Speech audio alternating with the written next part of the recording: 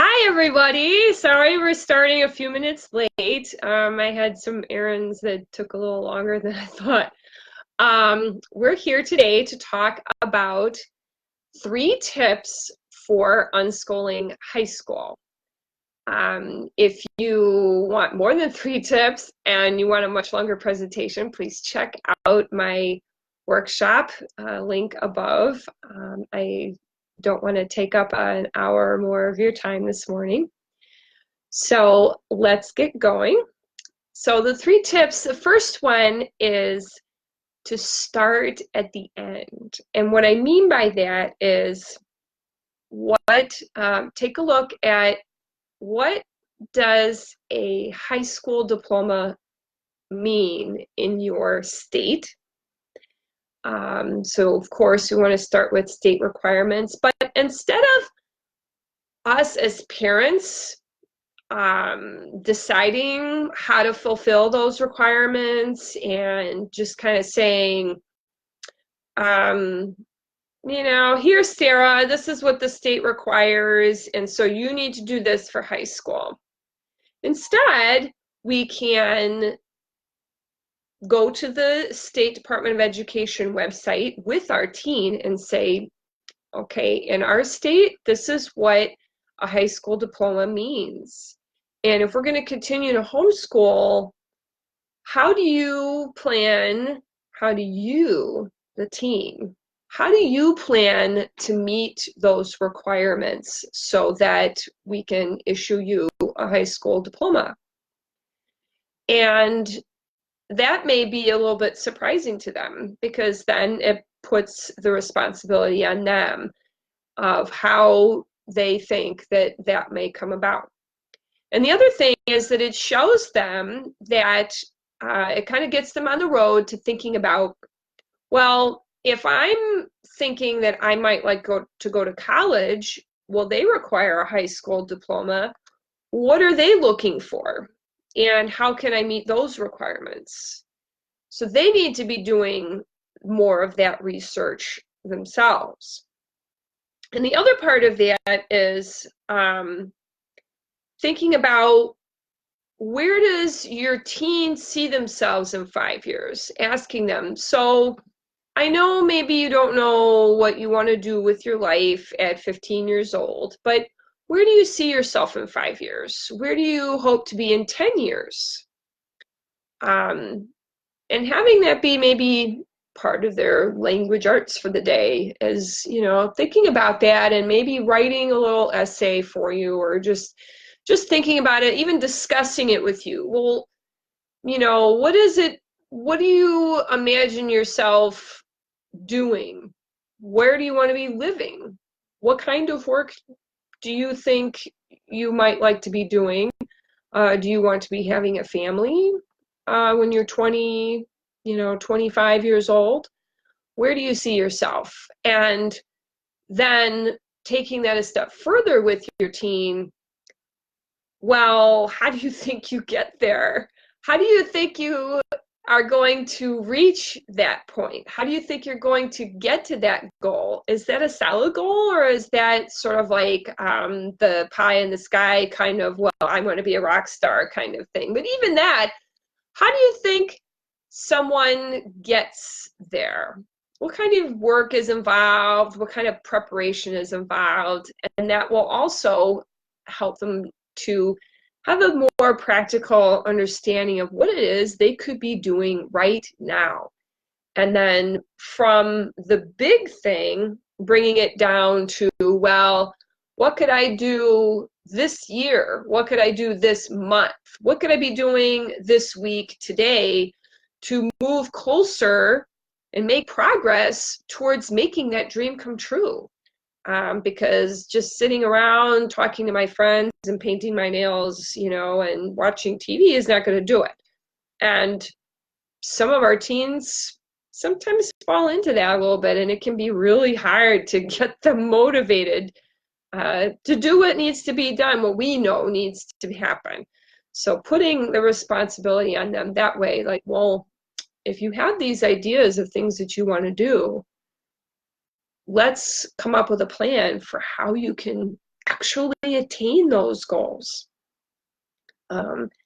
If they have some career ideas, have they interviewed anybody that actually does that?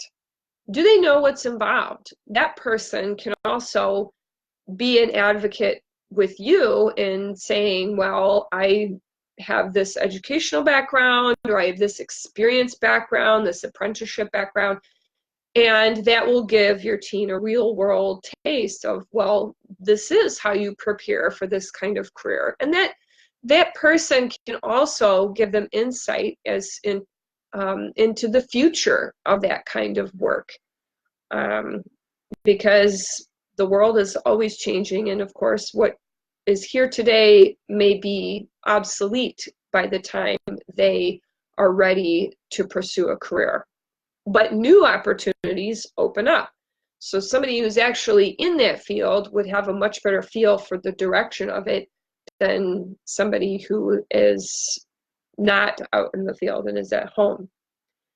The second tip is to talk to your teen about what they are afraid of. Sometimes they feel kind of stuck because they're afraid. And recently I've spent some time talking to some young 20-somethings and even some teens too, not my own, and even my own. Like, what are you afraid of? Why aren't you motivated? Why aren't you doing anything towards some of these things that we've talked about? Why don't you seem very ambitious towards doing anything productive? And sometimes it's because they're afraid. They're afraid of putting themselves wholeheartedly into something and then it disappoints them. Afraid of failing. Afraid of going to college and investing a lot of money in that, and then they still can't get a job when they're done. One 20-something said to me, well, it all just seems so pointless. You go to college, you rack up a bunch of debt, you come out and they're looking for experience, a degree, then you get a job at something and you stay there for 30 years and you die. It's so depressing when you put it like that.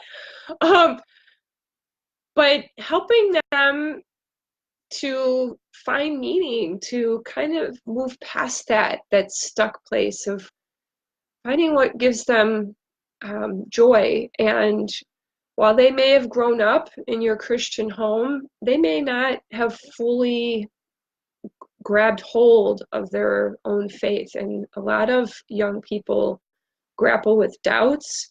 They grapple with different perspectives, and they may not have quite adopted your faith as their faith.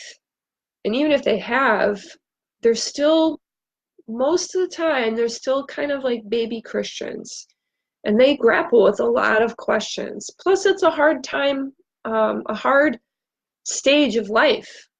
They're going from being kind of, being a kid and not having a whole lot of responsibility to now getting the full weight of understanding of, well, now it's all on me. And that in itself is very scary.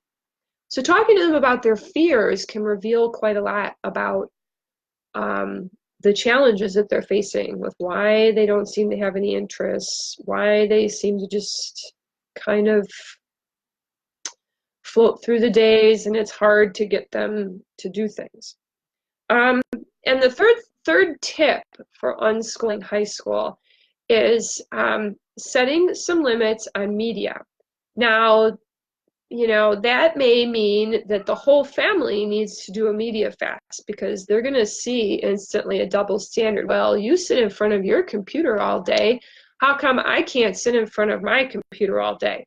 Well, you're on your phone and you're always talking to people and texting people, and you're playing Candy Crush and these different games and stuff. Well, why can't I be doing that too?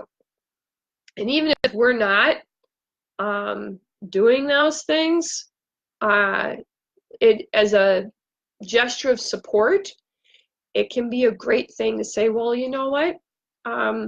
Maybe it's time for us to pray about this, and we can all give up something as a gesture of sacrifice, because we are in a short time even coming up on Easter, so that can be a way to segue into that. It can also just be a time to say, well, you know, maybe this is something that we need to talk about and think about.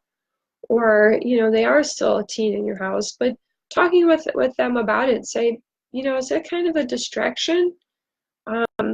I'm seeing you're struggling with that. You're having a little trouble with that.